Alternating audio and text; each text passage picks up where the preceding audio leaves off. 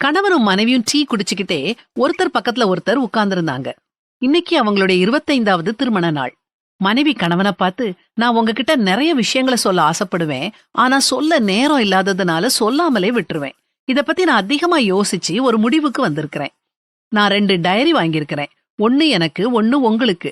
ஒருத்தரை பத்தி ஒருத்தருக்கு ஏதாவது குறை இருந்தா அவரவர் டைரியில எழுதுவோம். நம்முடைய அடுத்த திருமண நாள் வரும்போது இதை திறந்து வாசிப்போம். இது மூலமா நம்முடைய குறைகள் நமக்கு தெரிஞ்சு நாம திருத்திக்கிட வசதியா இருக்கும்னு சொன்னான். கணவனும் முழு மனதா அதை ஏத்துக்கிட்டான். நாளும் எவ்வளவு வேகமா ஓடுது. அவங்க 26ஆம் திருமண நாளும் வந்துச்சுது. மறுபடியும் 2 பேரும் டீ குடிச்சிட்டு பக்கத்துல அமர 2 டைரிகளும் அவங்க முன்னால இருந்த மேஜையில இருந்துச்சு. முதல்ல கணவன் மனைவியோட டைரி எடுத்து வாசிக்க ஆரம்பிச்சான்.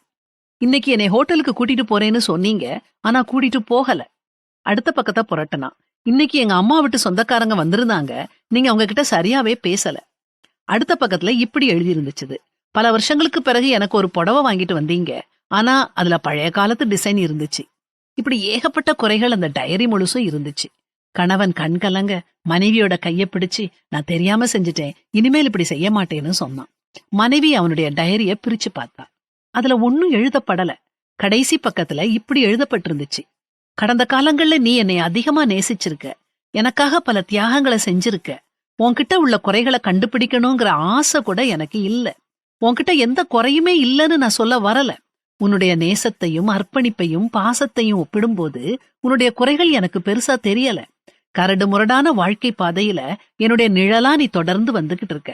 யாராவது தன்னுடைய நிழலை குறை சொல்லுவாங்களா? மனைவி அழுதுகிட்டே தான் எழுதின டைரிய கிழிச்சு போட்டுட்டு கணவன் தோள்ல சாஞ்சா.